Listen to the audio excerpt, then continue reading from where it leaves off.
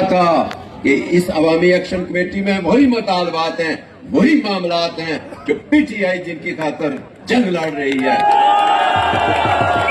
اور میں یہ پیغام دینا چاہتا ہوں کہ پی ٹی آئی کو آپ مجبور کریں گے کہ وہ عوامی ایکشن کمیٹی کے ساتھ مل کر اس جدوجہد میں عوامی جدوجہد میں شامل ہوں.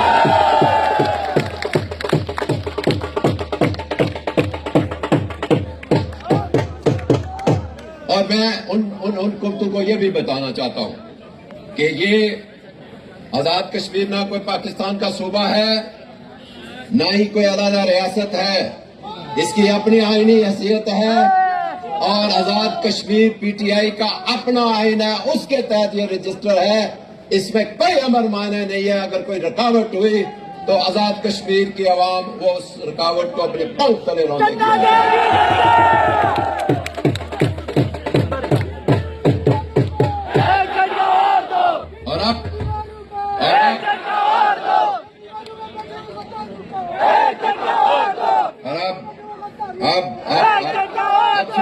اب سنو، اب میں مہمانوں کے لیے، پاکستانیوں کے لیے، اوورسیز کے لیے، دنیا کے لیے اور دنیا کے ایوانوں میں کھڑا ہو کر جس نے مسلم امہ کی نمائندگی کی اور ہمارے علماء جو 75 سال میں ہماری مسجدوں میں واعظ و نصیحت کرتے رہے، ان کی نمائندگی کرنے والے کے متعلق بات کروں گا. وہ ہے عمران خان، قیدی نمبر 804.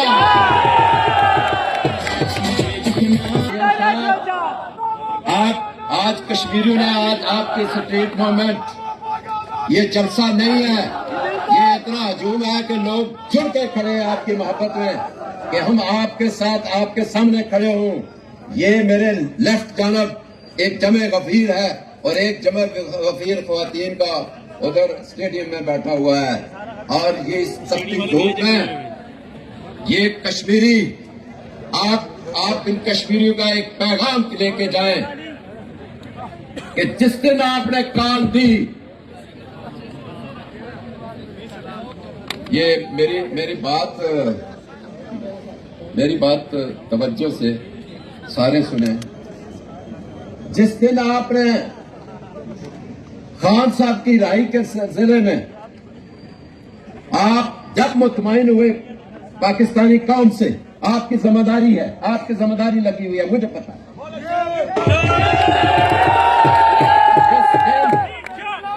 آپ پاکستانی قوم سے مطمئن ہو گئے، میں یقین دلاتا ہوں اس دن پاکستانی قوم اپنے 4 پل ہیں جو آزاد کشمیر کو پاکستان سے ملاتے ہیں، یہ پل یا بند ہوں گے یا کھل کے کشمیر. یہ آج پیغام ہے، یہ اب پیغام ہے. ہم پرامن رہیں گے، ہم گالی گلوچ کی سیاست نہیں کرتے. ہمیں یہ خان نے نئی تربیت دی ہے. اور آج میں آپ کی موجودگی میں یہ بتاتا ہوں کہ ہمیں خان نے کیا سکھایا پاکستان کے لیے. خان صاحب نے بہت بڑا جلسہ سی ایم صاحب نے لیاقت باغ میں رکھا ہوا تھا. یہ میرے کارکنوں میں ایک بندے پہ نظر ہے پورے آزاد کشمیر سے. 46 سالہ میری سیاسی زندگی ہے. میں آپ کے لیے پیغام دیتا ہوں، میں ان اداروں کو پیغام دیتا ہوں کہ آپ خان کو آپ نے گرفتار کیا ہوا ہے. یہ دودھ پینے والے بجرو آپ کا ساتھ نہیں دے سکتے. اور یہ آپ کا ساتھی جو مسلم امہ کا لیڈر ہے.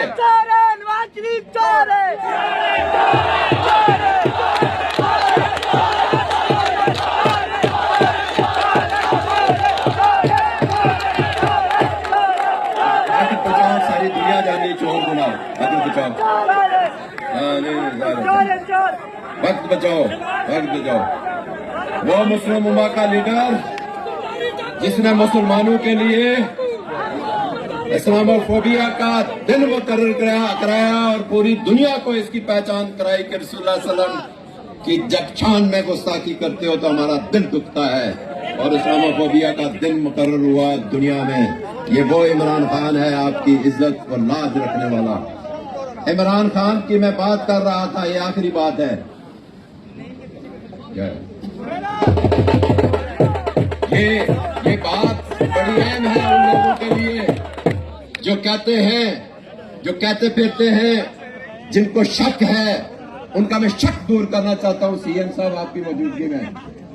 وہ یہ کہتے ہیں جب پتہ چلا خان صاحب کو سلیمان صفدر صاحب بیرسٹر جب ملنے گئے تو انہوں نے کہا جی کہ پاکستان میں مذاکرات ہو رہے ہیں اور پی ٹی آئی نے لیاقت باغ میں جلسہ رکھا ہوا ہے. غور سے سنو تو میرا خان جس پہ ہم قربان، انہوں نے کیا کہا؟ انہوں نے کہا پاکستان کی خاطر یہ جلسہ ملتوی کر دو. اے خان زندہ باد. اور تمہارے لیے کیا کہیں؟ میں کہتا ہوں کہ آپ کو اسی دن یہ کہنا چاہیے تھا کہ ایسی شخصیت کو جس نے پاکستان کی لاج رکھی اس کو ہم رہا کرتے ہیں، جس نے اندر رہ کے بھی پاکستان کے وقار کو نیچے نہیں ہونے دیا، پاکستان کے جھنڈے کو نیچے نہیں ہونے دیا. اور پھر میں یہ کہوں گا کہ خان صاحب جب ایسی سوچ کے ساتھ آگے بڑھتے ہیں تو تمہیں بھی اس بات کا پاس رکھنا چاہیے کہ اوائسی کا اجلاس ہو رہا تھا پاکستان میں، پی ٹی آئی کی حکومت تھی اور پیپلز پارٹی نے احتجاج کیا. انہیں یہ بالکل حیا نہیں آئی کہ غسل و اماق کا اجلاس اسلام آباد میں ہو رہا ہے اور ہمارے لیڈر کی اعلیٰ حضرت دیکھے وہ بھی نہیں دیکھے کہ جب پاکستان میں مذاکرات ہو رہے تھے تو انہوں نے کہا جلسہ ملتوی کر دو. اگر آپ نے خطہ کشمیر میں پرامن حالات رکھنے ہیں، بھارت کو ایک یہاں سے مثبت پیغام دینا چاہتے ہیں تو پھر آزادانہ اور جو ہے الیکشن جو ہے وہ آپ نے کرانے ہیں.